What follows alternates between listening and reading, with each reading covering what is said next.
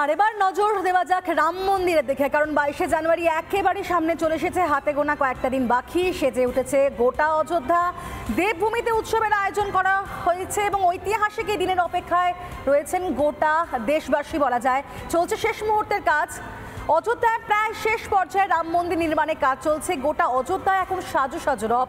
কড়া নিরাপত্তার ঘেরাটোপে অযোধ্যা নগরী রয়েছে। দেশের বিভিন্ন প্রান্ত থেকে এই অযোধ্যাতেও বহু মানুষ আসছেন, কারণ সেই ঐতিহাসিক দিনে সাক্ষী থাকতে চান প্রত্যেকে। এবং সবচেয়ে বড় কথা হচ্ছে যে এই রাম মন্দির উপলক্ষে কিন্তু একদিকে এই মন্দির প্রতিস্থাপন এবং অন্যদিকে রামলালার তার সেখানে প্রাণ প্রতিষ্ঠা করা, এবং একই সঙ্গে বহু মানুষের এই রাম মন্দিরকে প্রতিস্থাপনকে কেন্দ্র করে কর্মসংস্থানের একটা উদ্যোগ। তবে জানাবো আপনাদেরকে যে মণি পর্বত অযোধ্যা থেকে 3 কিলোমিটার দূরে একটা জায়গা, যা সমুদ্রপৃষ্ঠ থেকে 65 ফুট ওপরে রয়েছে, যার হনুমান মন্দির।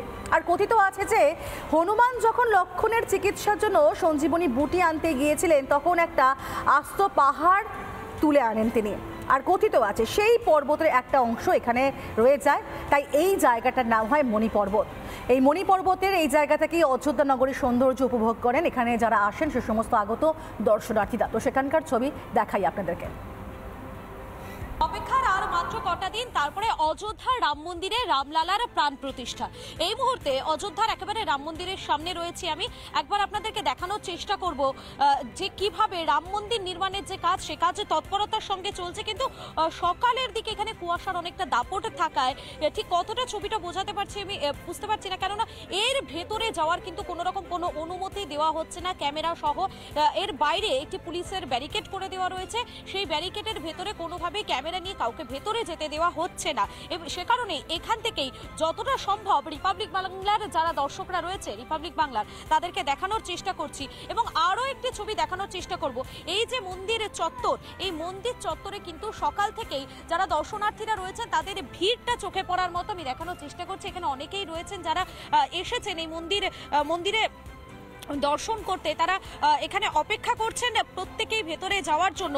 এবং উল্লেখযোগ্যভাবে যারা বিভিন্ন দেশের বিভিন্ন প্রান্ত থেকে যারা আসছেন প্রত্যেকে কিন্তু 22শে জানুয়ারির অপেক্ষায় রয়েছেন, কেননা 22শে জানুয়ারি রাম মন্দিরে রামলালার প্রাণ প্রতিষ্ঠা, সেই অপেক্ষাতেই তারা রয়েছেন। এবং যে চত্বরে এই মুহূর্তে আমি এবং আমার ভিডিও জার্নালিস্ট অমিত শেঠ আমরা দুজনেই রয়েছি, সেই জায়গাটার একটা ছবি দেখানোর চেষ্টা করব।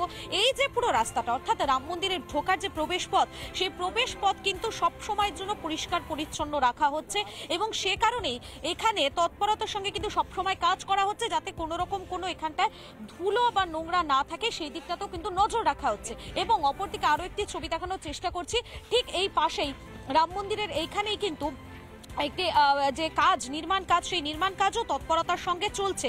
এবং সব মিলিয়ে বলা যেতেই পারে যে অযোধ্যা জুড়ে এই মুহূর্তে একদিকে যেমন অযোধ্যা নগরীকে পুরো সাজোভাবে সাজানো হচ্ছে, পুরো সাজো রব রানীর মতো সাজানো হচ্ছে, ঠিক তখনই অযোধ্যার এই রাম মন্দির চত্বরে এখানে কিন্তু এই মুহূর্তে তৎপরতাটা একেবারেই তুঙ্গে। কেননা 22শে জানুয়ারি অযোধ্যায় রাম মন্দিরে রামলালার প্রাণ প্রতিষ্ঠা, তার আগে এতটুকুও সময় নষ্ট করতে নারাজ কর্তৃপক্ষ। সে কারণেই তৎপরতার সঙ্গে কাজ চলছে। ভিডিও জার্নালিস্ট অমিত শেঠের সঙ্গে মধুকল্পিতা, রিপাবলিক বাংলা, অযোধ্যা।